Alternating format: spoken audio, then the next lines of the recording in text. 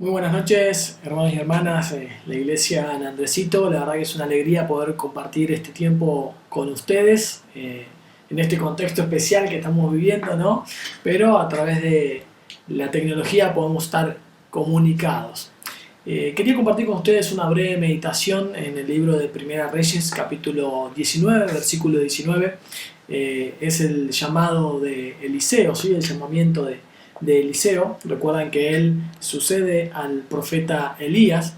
Pero para ponernos en contexto del pasaje que vamos a leer, recordemos un poquitito la situación que se estaba viviendo en Israel. Recuerden que este hecho en el que nosotros vamos a meditar ocurre después de los 3 años de sequía que Elías había profetizado, y que todo terminó con esa competencia. ¿Recuerdan? Una competencia un poco extraña entre los profetas de Baal y el Dios de Elías, ¿no? Seguramente recordarán el episodio donde Dios hace descender fuego del cielo y consume el altar que Elías había levantado, confirmando que era el único y verdadero Dios, ¿no? Luego de eso, la reina Jezabel quiere matar al profeta Elías y él comienza a huir, ¿sí? Y entra en una depresión, y en esa huida llega al monte Oreb, y allí se le aparece el Señor y le dice que él no está solo, ¿no? Porque Elías pensaba que él era el único que estaba teniendo al Señor y el único profeta y demás, y Dios lo anima allí y le dice además que estaba preparando a Eliseo para que ocupe su lugar como profeta, ¿no? Y luego de eso, de toda esta introducción, sucede lo que vamos a leer ahora a continuación en Primera Reyes 19, versículo 19. Voy a leer en mi versión es Reina Valera contemporánea, por ahí hay algunas palabras distintas nada más. Dice: cuando Elías salió de la cueva para dirigirse a Damasco, en el camino se encontró con Eliseo, hijo de Safat, que estaba arando el campo con 12 yuntas. Él llevaba la última. Cuando Elías pasó cerca de él, echó sobre él su manto. Entonces Eliseo dejó la yunta y corrió tras Elías, pero le dijo: permíteme despedirme de mi padre y de mi madre y besarlos, después de eso te seguiré. Y Elías le respondió: puedes ir, yo no te lo voy a impedir. Entonces Eliseo fue a su casa, tomó un par de bueyes y los mató. Con la leña del arado coció la carne e invitó al pueblo al banquete. Después se levantó y se fue tras Elías y se dedicó a servirle. Quiero que nos detengamos específicamente en el versículo 19, ¿no? Eliseo, al momento de ser llamado por Elías, estaba trabajando en la tierra. Es interesante notar que él era un trabajador rural, ¿sí? Ese era su oficio, esa era su ocupación. El lugar donde él vivía, en unos versículos anteriores, lo menciona, se llama Abel Meola, y es una zona de tierra muy fértil en Israel, ¿sí? Así que seguramente allí había muchos productores, muchas personas que se dedicaban a la agricultura. Y Eliseo nunca había tenido contacto con algún profeta, ¿no? El texto bíblico no nos dice nada sobre esto. En realidad se piensa que su familia era dueña de la tierra que él estaba arando, y él en ese momento estaba trabajando junto con los peones, aprovechando que Dios había mandado la lluvia, ¿no? Como lo dice el texto, le estaba llevando la última yunta de esas 12 yuntas de bueyes en ese campo, ¿no? Esto de trabajar a la par de los peones, seguramente muchos de ustedes lo entenderán, que tienen chacras allí, que tienen campos, que siembran, que producen, y saben lo que es el trabajo rural, ¿no?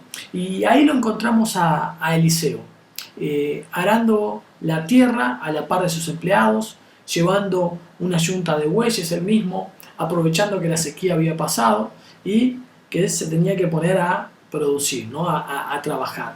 Y en esta breve meditación quiero que nos detengamos en 3 características del oficio que desempeñaba Eliseo, ¿sí? Porque él era agricultor, ¿sí?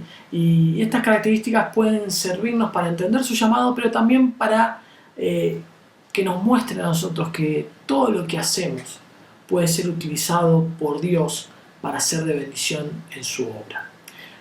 Lo primero que vemos en el texto, al encontrarnos con Eliseo arando el campo, es que él debía tener una meta bien definida.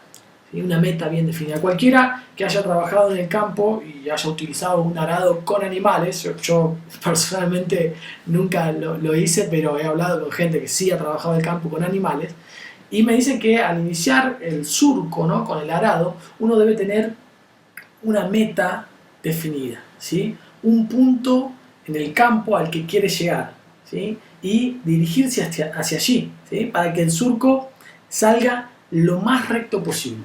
No puede mirar para atrás, porque si no se le va a empezar a ir al lado, y tampoco puede mirar para los costados. Debe tener siempre en su vista y en su mente esa meta fija, ¿sí? Una meta bien definida al momento de trabajar el campo. Y lo mismo sucede en nuestra vida espiritual, ¿sí?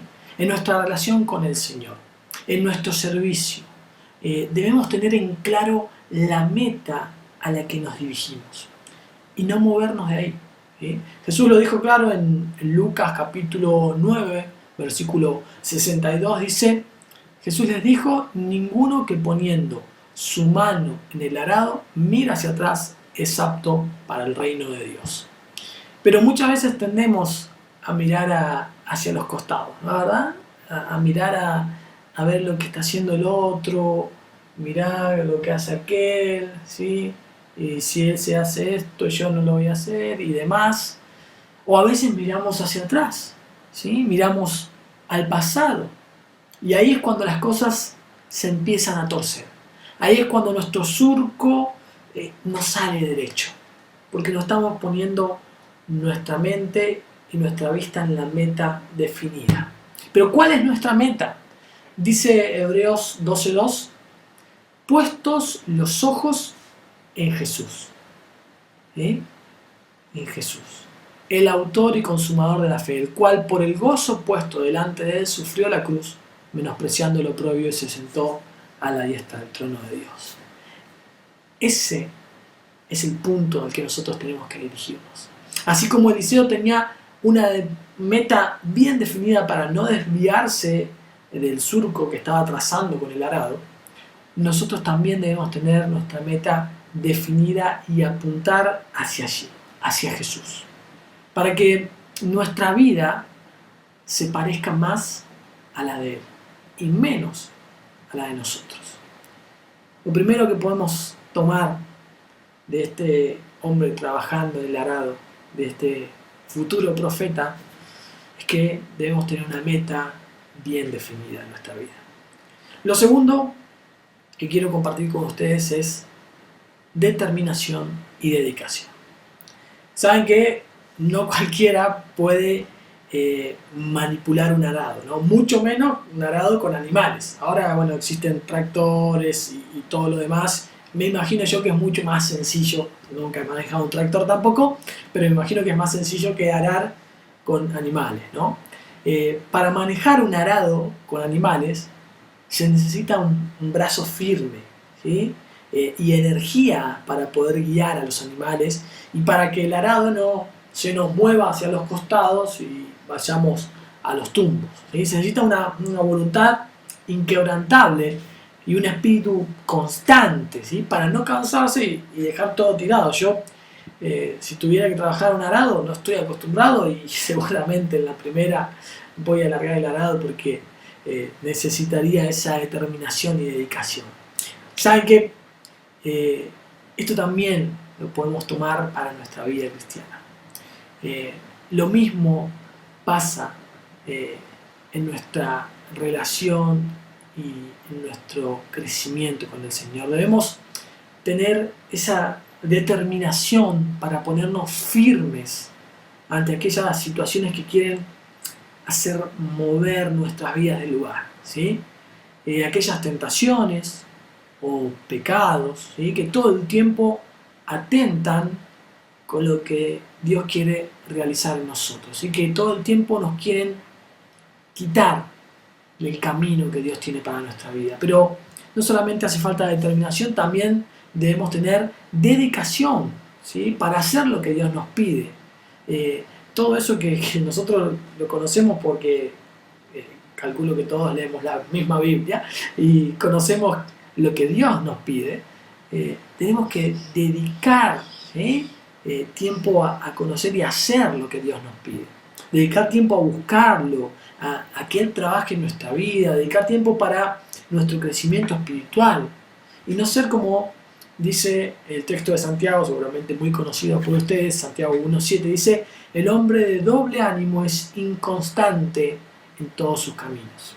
¿Sí? No ser una persona que se deja llevar por las circunstancias, no ser ese hombre de doble ánimo que un día, sí, estoy comprometido con el Señor, quiero que Él trabaje en mi vida, y el otro día nos olvidamos de todo. No ser una persona que por las situaciones que nos tocan vivir y que ante cualquier ataque del enemigo tiremos la toalla, sino tener determinación y dedicación, ¿sí?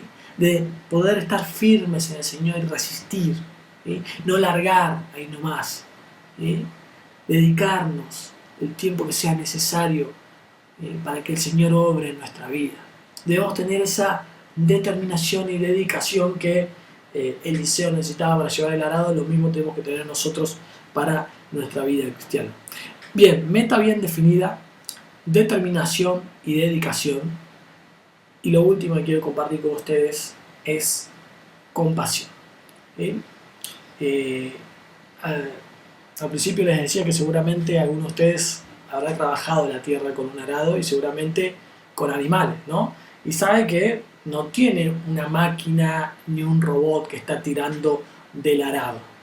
No obliga a los animales a realizar un esfuerzo mayor del que pueden hacer.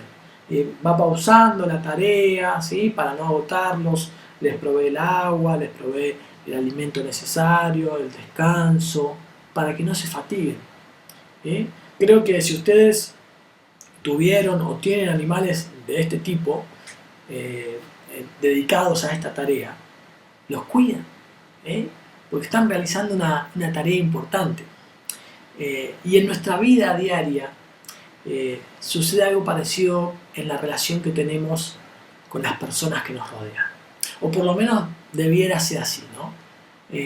Debemos tener compasión por ellas.